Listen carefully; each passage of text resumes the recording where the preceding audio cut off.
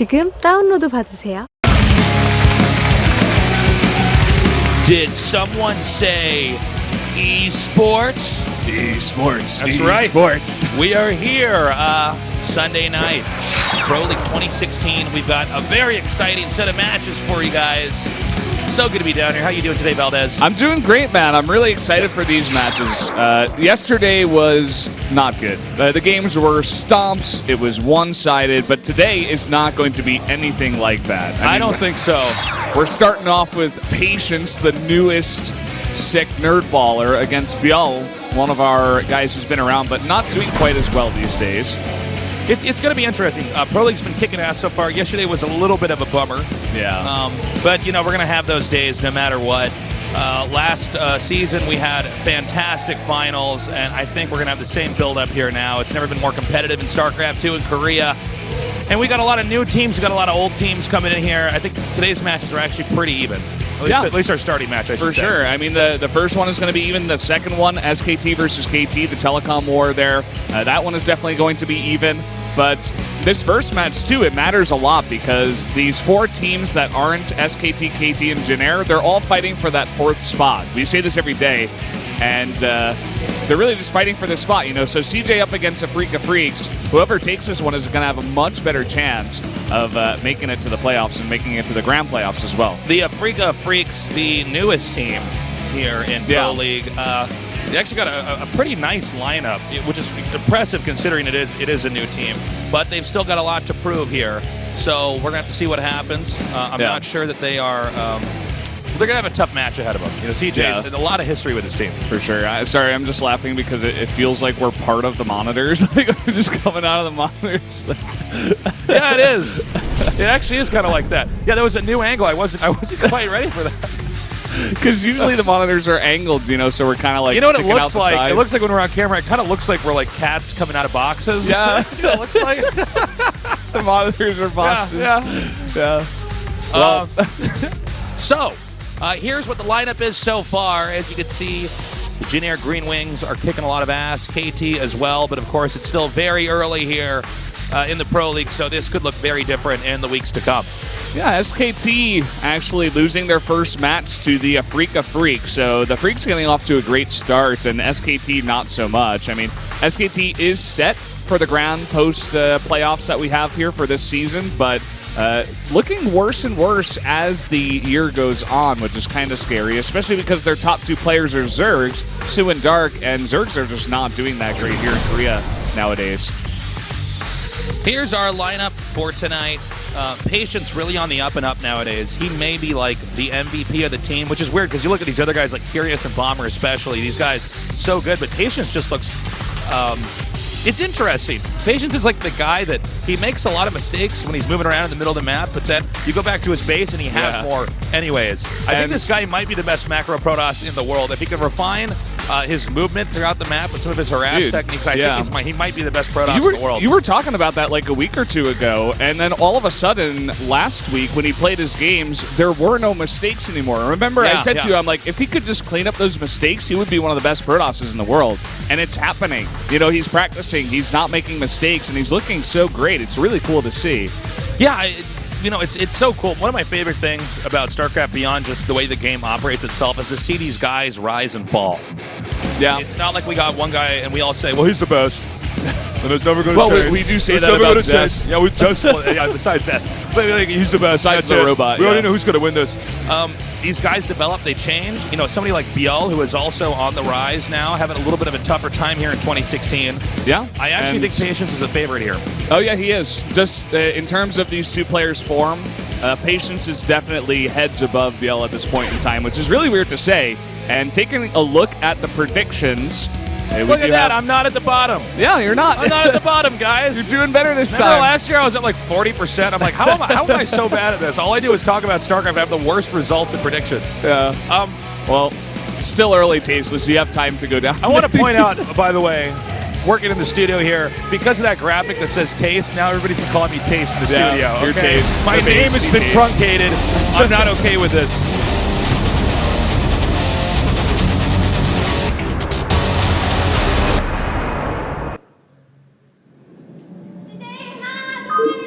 CJ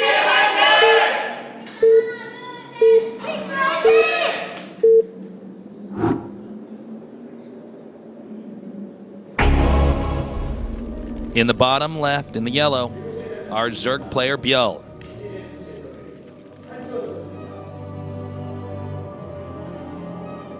And in the bottom right, in the purple, Patience. And we're out here on our new map, New Gettysburg, also made by Jackie.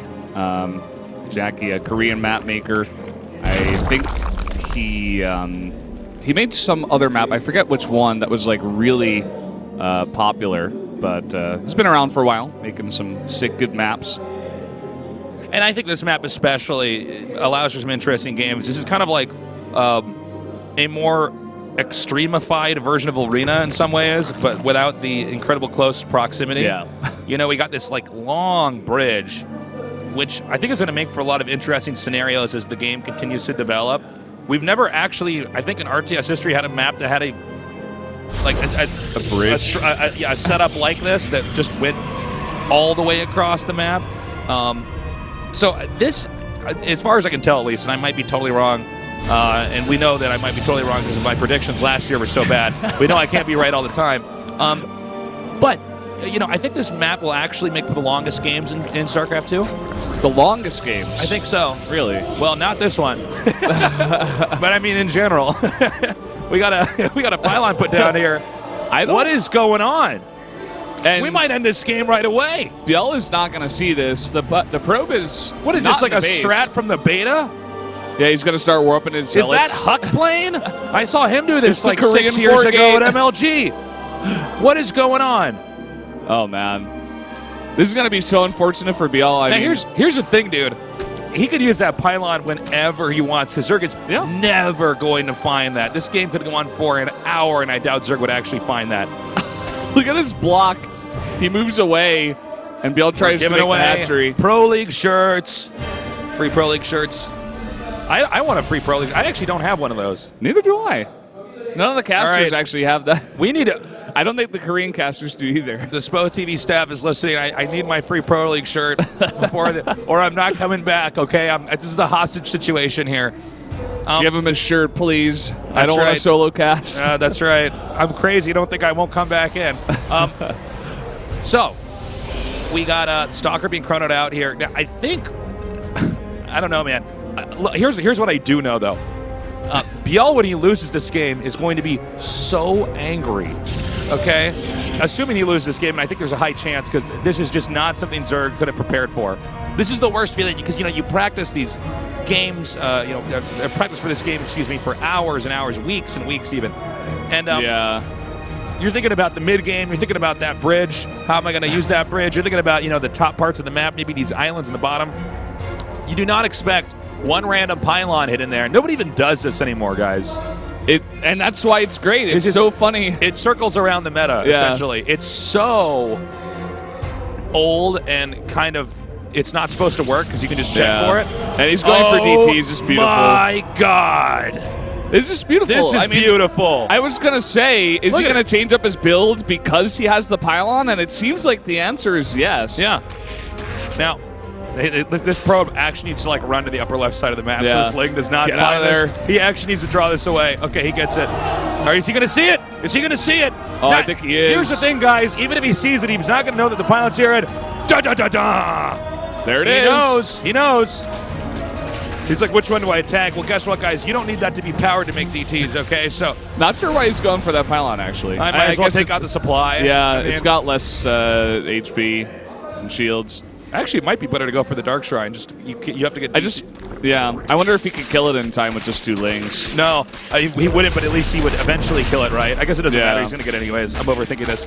All right, well, get ready. Okay, now, actually, there's a lot of Lings coming in over here. Can he actually get this in time? Yeah, I think he's gonna get. No. Well, you know what? I would just go back and make a Dark Shrine at home because you still have that pylon there. You know? Yeah, I mean, you definitely could. You could just warp into depths. Instead, I suppose. Looks like there might be a forced cancel here. Okay, so everything's actually going right for ByuL. The only thing we got to keep in mind is this random surprise in the main. Now, Patience can use that pylon in the main whenever he wants. but when he uses it, he's only got one shot. Now, does he make more? Okay, no. He sends these 4 in here, and immediately ByuL's like, what? Where did these come from? Where did this come from? I must be confused. I must have missed it. And notice how he doesn't run back to the pylon. He's not going to show that to ByuL. Yeah. Well, I mean, there's a chance ByuL's like, I think there must have been a warp prism here or something. I don't know what happened. It's probably what he expects, but the warp prism would still be there, right? Yeah. But look at how much damage this is doing. This is one pylon. Look at this. Now, does he make another warp in? We got Lings coming up over here trying at this third base. Now that he's got attack speed, there's no way the Lings can get close. Yeah. He's going to try. Okay, he's going to see it. Okay, now he sees it. ByuL's like, when the hell? His face is like pretty mad, actually. He looks a little bit angry. Well, I mean, that's got to be really weird, right? Yeah. Okay, so the Hydrodent's coming up here. Now, I got to say, I think ByuL survived that bullet because had the Dark Shrine gotten up, I think that would have been checkmate. I think that would have been GG. But this is now, a much more evened out game here. It looks like Zerg wants to go for Baneling drops, which I think is a great idea. And also, with drop, he could take an island. Protoss did not tech to air here. I think he definitely could. We haven't really seen islands fully be used yet in StarCraft 2. And I don't know if that's because of the way the game works, or the way the meta is, or the way the maps are set up. The Protosses nowadays are always making a warp prism, and especially on this map, to get directly to the main, you're going to have to fly over the island, and it's going to be very hard to defend. Well, the thing is, even then, Protoss could take an island. I mean, I don't care which race does it. I just feel like it could be viable, I agree with you there. I think it would be much better for Patience to go for it. All right, we got Banelings coming in here now in the bottom right in the main. Is Patience going to be able to pull out in time? Patience not reacting yet. There it is. The Baneling's coming out, and that's 8 probes worth, and he's not done yet. Oh, my God. But he's not paying attention to that Overlord. Oh, no, he's going for the natural. There's more probes here. This is like almost way too greedy. Patience is not looking. Patience is going to lose so many workers. 20 probes just died. Unbelievable. That's way too much damage. And now what does he do from here? I mean, he's got a third base, yes, but even some more damage coming in here. ByuL really trying to get to Patience's head, and Patience just not paying attention there. Yeah, I'm not surprised by the first attack that he didn't see that, but the second one I'm really confused by. That, flew over everything. Patience was not watching the minimap there, man. I don't know what he was doing. I think ByuL might have been harassing somewhere with Lings, and maybe he was looking there. But that's unbelievable. I mean, I gotta hope that this Warp Prism does a bit more damage, because Patience definitely needs to catch up here a bit, because ByuL is getting every tech in the world right now. Lurkers out here, Aspire. He's going to have a lot of options coming into this late game. Nice control. No additional warp ins, by the way, with the Warp Prism. He's going to eventually have to back this up if the Queen does too much more damage to it. Meanwhile, an attack up here at the top in kind of a funny little position that he's in. He's got a lot of sentries. He's going to be able to warp in a lot of adepts. The sentry-adept combo may be a strong enough timing that he can actually punish the Zerg entirely. A warp in here. Is ByuL going to be able to hang on in 2 different locations at the same time? I'm not so sure, and he's got 9 sentries in this army, so he really can get up there and just force field that ramp forever. And this damage is just continuous. ByuL is actually taking way too much damage now. All right, there's some lurkers out here, but I think it might be too late. And you can see he's actually setting time warps up here. The lurkers do come up. Is there an observer here? I don't think that. Oh, no, there is. I'm sorry. It's at the top of the screen. So he will take that down. Oh, boy. And only Lings now coming in. ByuL down to 50 supply. He's taking way too much damage. I think this game's over. Yeah, looks like it. Patience is just on fire right now, carrying this right now for the Afreeca Freaks, and there it is, GG. Wow, what a game. Really back and forth. ByuL trying to give it his all, but Patience coming back with a really nice strategy there. Constant harass with the Warp Prism and the attack at the third base with 9 sentries, man. Sentries are coming back on the meta, Tasteless. Yeah, that was interesting. We haven't seen, that's kind of like the early Wings of Liberty stuff, where we just had this insane amount of sentries, and you kind of threw out force fields and prayed,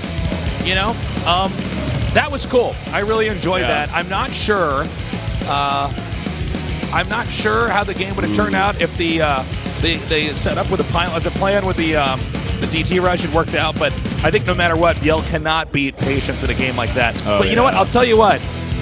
Afreeca Freaks had to win that game for this series. You were talking about ByuL being angry. He looked really angry. He actually yanked his mouse out of the keyboard, or out of the computer, rather. Got a feel for him. He's really not having the best of days nowadays. Now, nowadays. it's going to be up to the next players on the Afreeca Freaks to carry this. I think if it goes to ace match, I think the Afreeca Freaks lose. I don't know. I don't know, actually. You don't think so? I think Patience can definitely fight up against Zero, for sure. Nowadays, like, Patience, he defeated Classic. I feel like Patience, when I think about him being a great player, I don't think of his PvP initially. I think of his PvT and his PvZ. Well, okay, so here we are. Like I said, we look like cats coming out of boxes, like, whoop, popping up. Yeah, just like put your hands on the box. That's right. Yeah. The so far, we've had a great game. It was an expected result. Patience didn't manage.